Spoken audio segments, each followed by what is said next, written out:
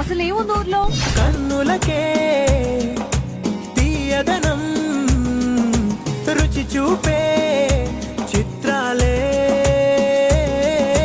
సవ్వడితో సంగీతం పలికించే సెలయేళే